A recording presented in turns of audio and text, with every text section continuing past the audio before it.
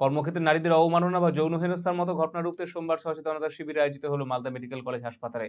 কাজের জায়গায় কোনো রকম সমস্যার মুখে পড়লে কিভাবে কোথায় আবেদন করবেন মহিলা কর্মীরা, তাদের জন্য আইনি সুরক্ষা কবচ কি রয়েছে, অথবা পুরুষ কর্মীর কর্মক্ষেত্রে কিভাবে মহিলাদের সঙ্গে ব্যবহার রাখবেন, এই সমস্ত বিষয় নিয়ে আলোচনা করা হয় দিনের শিবিরে।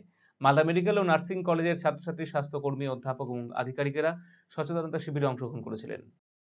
আমাদের এখানে আজকে এখন এটা একটা অ্যাওয়ারনেস প্রোগ্রাম বা সেন্সিটাইজেশন প্রোগ্রাম হচ্ছে যে যে work place harassment of women in work place, কর্মক্ষেত্রে নারীদের অবমাননা এবং হ্যারাসমেন্টের যে আইনটি আছে আমাদের POSH 2013 সে আইনের করে যে একটা আমরা প্রশিক্ষণ শিবির এবং আমরা সচেতনতা শিবির করছি ছাত্রছাত্রী এবং সমাজ শ্রেণীর যারা কর্মী আছেন তাদের মধ্যে আমরা এটা করার জন্য অনুষ্ঠান করছি।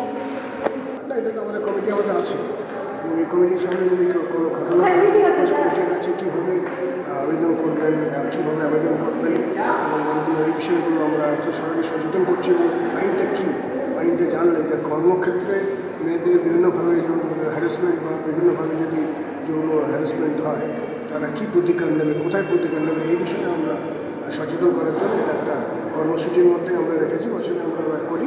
এটাও আমরা করলাম। আমাদের যে ইন্টারনাল কনফারেন্স কমিটি আছে সেই কমিটির মেম্বাররা এবং করলাম।